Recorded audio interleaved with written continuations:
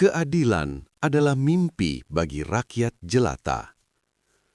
Keadilan melindungi para cukong berduit dan tikus berdasi. Rakyat harus mengais sampah dan memulung setiap waktu. Bernafas di negeri ini dibayar dengan derita yang tidak ada ujungnya. Suara rakyat yang tak pernah menggerakkan wakil rakyat agar sadar dan meringankan kesulitan. Rakyat Indonesia adalah bangsa paling tangguh, bukan karena dilindungi, tapi karena ditelantarkan. Di negeri ini, negara bukan perisai. Negara justru jadi pedang yang kerap menebas rakyatnya sendiri. Pemerintah bukan pelindung. Pemerintah lebih mirip algojo yang siap menindas dengan aturan, pajak, dan ancaman. Rakyat dipaksa bertahan hidup seperti binatang liar di hutan. Cari makan sendiri, cari perlindungan sendiri, bahkan cari keadilan sendiri. Negara hanya hadir ketika hendak memeras, bukan ketika rakyat butuh dibela. Aparat yang seharusnya menjaga malah sering jadi momok yang ditakuti. Bandingkan dengan Jepang atau negara maju lain, rakyatnya tenang karena dilindungi hukum dan aparat. Sementara rakyat Indonesia harus punya kulit setebal baja, hati sekeras batu, dan kesabaran seluas samudra, sebab setiap hari mereka hidup dalam ketidakpastian, ditindih pengkhianatan elit, dan dipalak oleh negaranya sendiri. Ketangguhan rakyat Indonesia bukanlah kebanggaan yang lahir dari kemakmuran, tapi luka yang dipaksa menjadi kekuatan. Ironi paling pahit, bangsa yang bisa bertahan di neraka ciptaan penguasanya sendiri. Inilah bukti, rakyat Indonesia bukan hanya tangguh. Mereka adalah makhluk paling keras kepala yang bisa bertahan meski ditusuk berkali-kali oleh negaranya sendiri. Kesimpulannya jelas, rakyat Indonesia bukan hidup karena negara, tapi hidup meski dikhianati negara. Pemerintah yang mestinya jadi pelindung justru berubah jadi ancaman. Aparat yang seharusnya menjaga malah sering jadi algojo, dan hukum yang harusnya adil berubah jadi komoditas dagang. Justru dalam kegelapan inilah ketangguhan rakyat ditempa. Mereka terpaksa jadi tangguh, karena jika lemah, mereka habis. Ironi paling pedas, bangsa ini bisa bertahan bukan berkat negara, tapi dengan melawan negara secara diam-diam setiap hari. Bangsa Indonesia adalah bukti bahwa manusia bisa hidup tanpa negara, tapi negara tak akan pernah hidup tanpa rakyatnya. Sayangnya penguasa belum paham. Semakin lama rakyat dipaksa bertahan sendirian, semakin besar amarah yang kelak akan ditagih. Tapi mereka maju semua.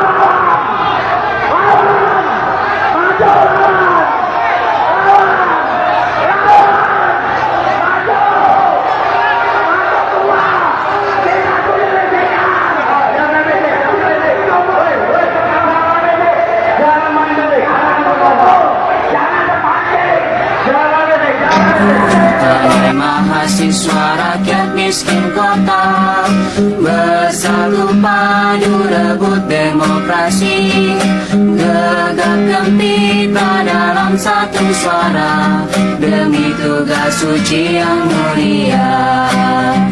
Hari-hari esok adalah milik kita, terciptanya masyarakat sejahtera, terbentuknya tatanan masyarakat Indonesia baru tanpa Orde. Marilah kawan, mari kita kabarkan, di tangan kita tergenggam arah bangsa. Marilah kawan, mari kita nyanyikan sebuah lagu tentang pembebasan. Katanya negara kita kaya raya, hutan luas, tambang melimpah, laut penuh ikan. Tapi anehnya, pemasukan terbesar negara justru dari pajak rakyat biasa. Lalu hasil dari pembabatan hutan itu kemana? Bukannya kata Pak Menteri ESDM, kalau mau nikmati hasil SDA, ya hutan harus dibabat dulu. Oke, hutan udah dibabat, tapi mana duitnya? Masuk ke APBN atau ke grup WhatsApp elit pengusaha.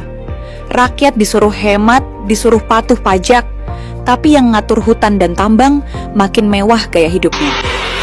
Di sini lain ceritanya, rakyat miskin lawan kuasanya. Bukan asing yang menjajah kita, tapi politisi peras negerinya.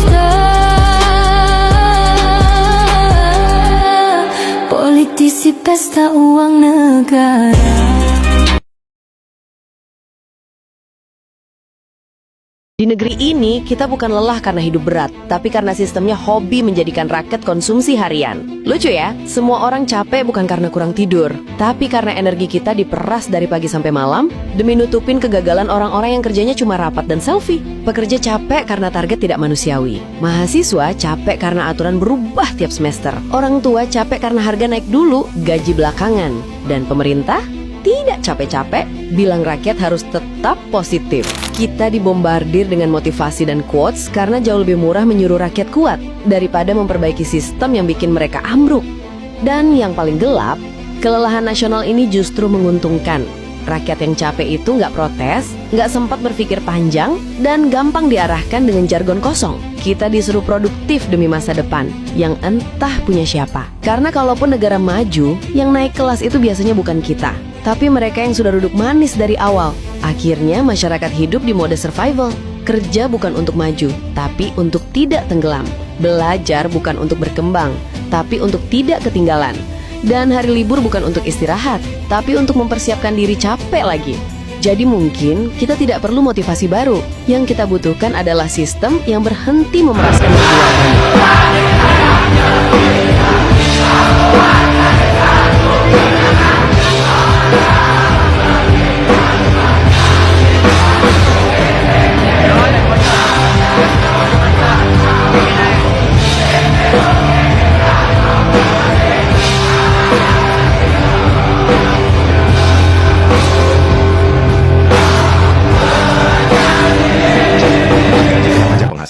Gaji yang sudah dipotong pajak dipakai beli rumah, kena pajak pembelian.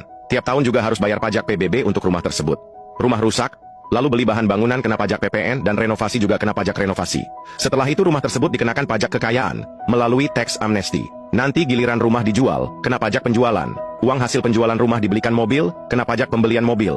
Lalu bayar pajak kendaraan bermotor tiap tahun. Lalu setelah itu mobil dilaporkan ke harta kekayaan melalui tax amnesty dan kena pajak kekayaan. Mobil rusak, diperbaiki dan beli spare part, kena pajak PPN barang dan jasa perbaikan.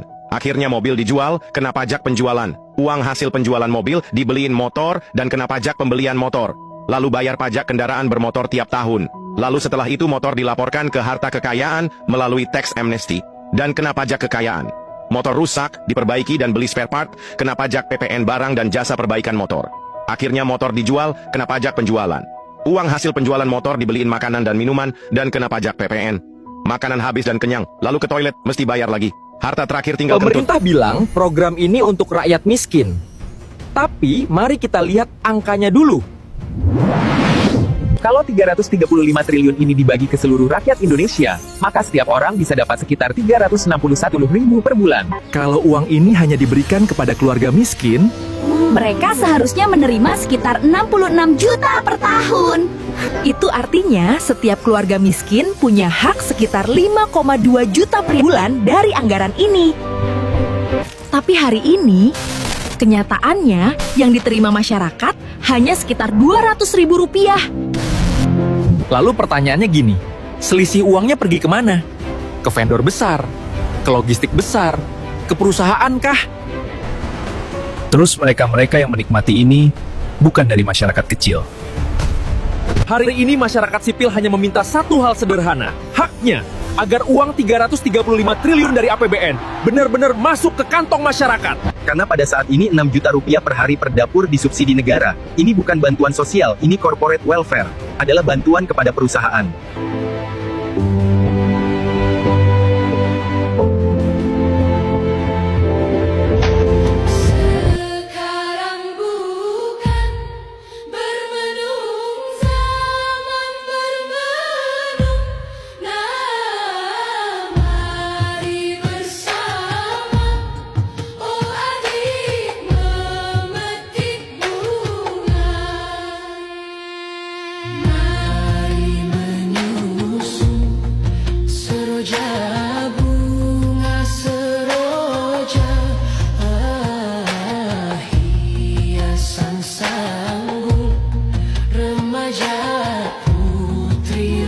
Bencana yang kami rasakan saat ini di Aceh dan Sumatera bukanlah bencana alam, tetapi bencana ini murni dari kerakusan manusia, dari kerakusan oknum-oknum penjabat, dan dari kerakusan daripada aparat-aparat yang mengizinkan hutan ditebang puluhan hektar.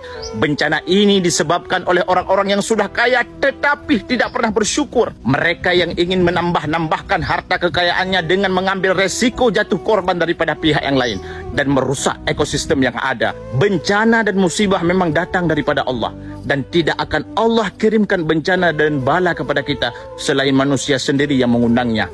Mustahil. Mereka para pejabat, mereka para aparat tidak tahu tentang penebangan pohon itu semua.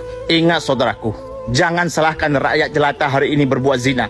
Memang itu dosa, tetapi tidak merugikan orang banyak. Dan jangan salahkan konser yang hanya hiburan para rakyat-rakyat jelata, dan itu tidak ada apa-apanya di mata Allah. Dan ketika musibah seperti ini Anda menyalahkan rakyat kecil berzina dan rakyat kecil mengadakan konser, para penjabat-penjabat ini sangat bahagia. Wahai seluruh masyarakat Aceh, sadarlah wahai kalian semua, buka mata kalian semua dan buka hati kalian semua untuk melihat kerakusan para oknum-oknum penjabat dan aparat yang memberikan izin untuk deforestasi. Berapa puluhan hektar hutan mereka berikan izin kepada oknum tertentu untuk menebang pohon hanya untuk uang makan kalian. Dan saya punya bukti, dan ini tidak akan Anda dapatkan dimanapun kecuali nanti di awal tahun dan pertengahan tahun. Sebab yang pertama, deforestasi pada tahun 2024 untuk wilayah Aceh dari 8.962 hektar, dan di tahun 2025 sekarang 27.850 hektar hutan digundulkan. Sedangkan untuk Sumatera Barat dari 6.360 hektar digundulkan menjadi 28.503 hektar. Naik 4 kali lipat hutan yang mereka gundulkan. Dan yang lebih parah lagi, yang lebih ngeri lagi, di Kabupaten Pedia dan Pidijaya, deforestasi pada tahun 2024 yaitu 182 hektar, dan siapa sangka pada tahun 2025 deforestasi mencapai 1.700 hektar hutan digundulkan. Jadi ini olahan siapa? Ingat, Allah mengatakan wa ma asabakum min musibatin, dan tidak ada musibah dan bala yang menimpa kita hari ini fabima kasabat aidikum, maka itu semua disebabkan oleh perbuatan tangan-tanganmu sendiri, kata Allah. Jadi kami mohon kepada Bapak Presiden dan juga Bapak Gubernur Aceh, Bapak Gubernur setempat, Bapak Gubernur yang dimanapun Anda berada, untuk menindak tegas bagi oknum-oknum yang bekerja sama untuk mengundulkan hutan. Mustahil para penjabat dan aparat setempat tidak tahu hutan itu digundulkan.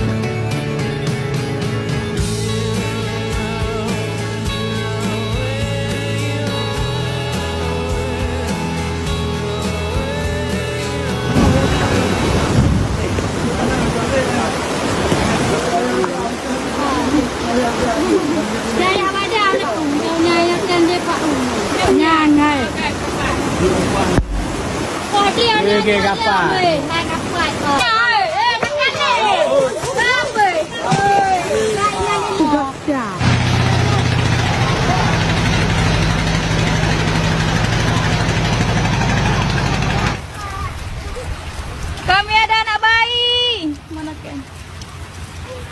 Tolong, tolong. Tolong kami nih.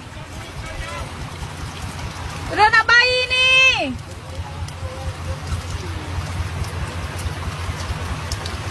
Tian, tolong kamu, Tian. Kamu di cun tampung rumah, nyohan, cun tampung rumah. Kamu di cun tampung rumah, totoy na kalian statusnya ataupun totoy yang na tolong bagikan kepada tim SAR. Kepada tim SAR, semoga tu bantuan nanti kamu. Kamu hai sini rumah kai Bamai Juju, rumah kai Bamai Juju ber. Kamu di Kampung Paluh Raya, Kecamatan Muara Batu, Sona. Kamu cun tampung rumah. Ber. Kot, kami dah mengungsi, rumah kami dah loteng juga udah masuk air. Ini keadaan kami sekarang di Tanah Merah ya bu, ibu, dah guys. Halo, halo. Ini keadaan kami. Ada yang hanam bayi ni. Sudah. Hanam. Tidur. Kau ambil mugom, yang mugom tadi. Letaknya kayak train garisnya garisnya kayak train. Melayu long, tahu julong. Pelewat tu, pelewat tu.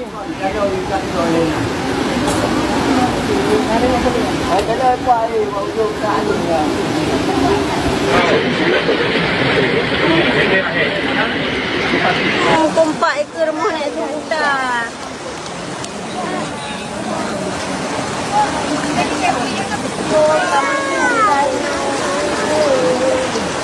Hai Tamong Sid. Palu kompak ekor rumah nak sejuta.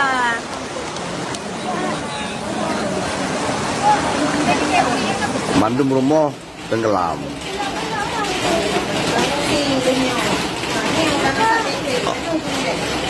Mudah-mudahan narakit yang kru kuno lepas ada debit. Menyepat yang narakit membantu atau rakit yang tatung urung ini daerah dusun Sipangkang.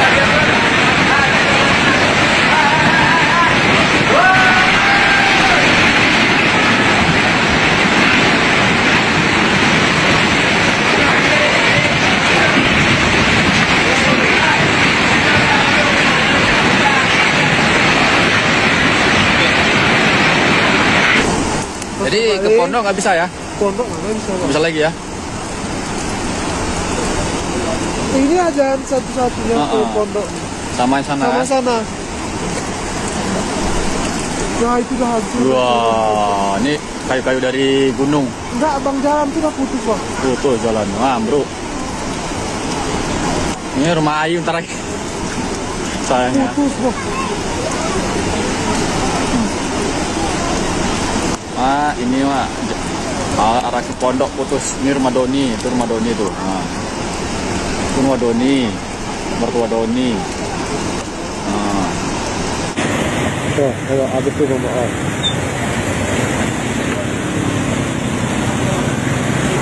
Ini sudah di jembatan.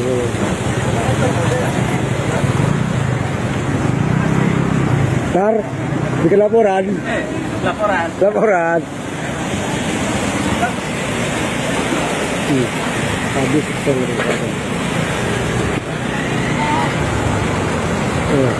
pada fungsi suara sini.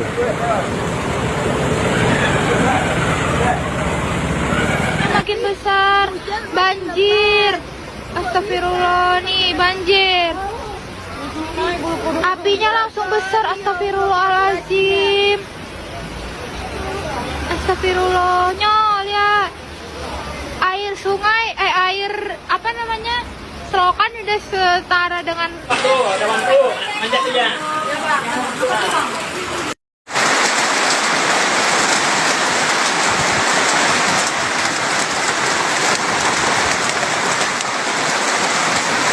Ini emang sakit nih. Mau jalan. Oh, udah atas tadi bang ya?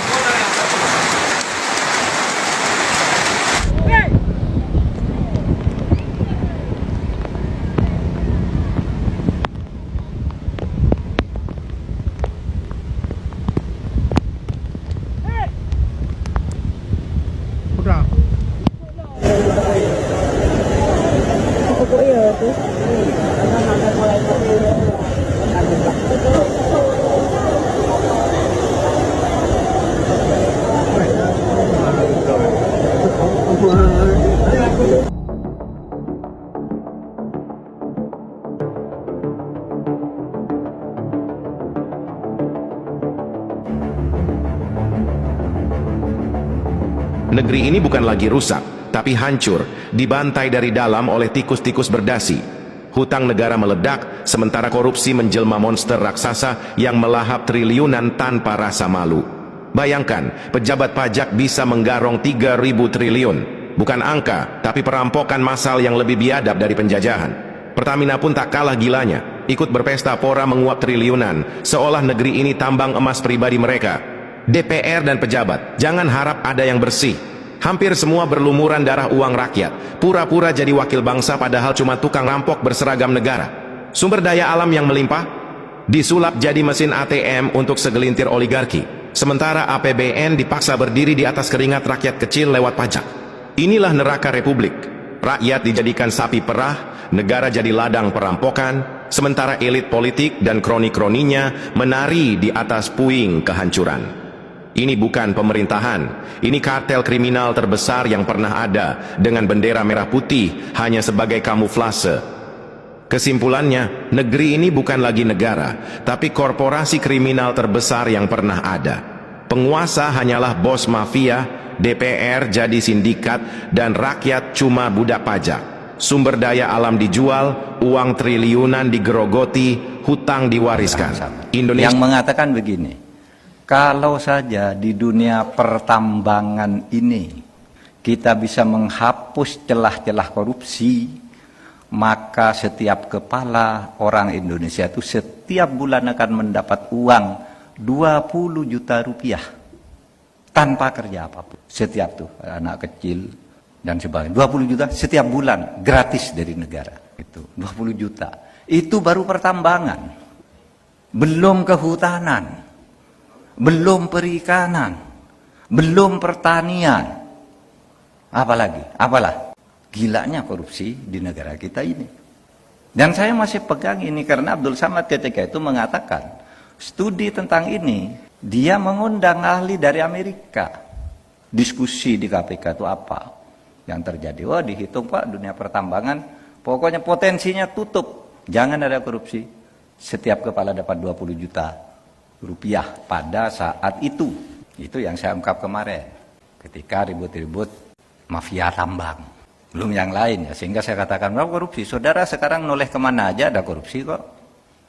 Noleh nih ke hutan, ada korupsi di hutan. Noleh ke udara, kok ada pesawat udara, korupsi di Garuda.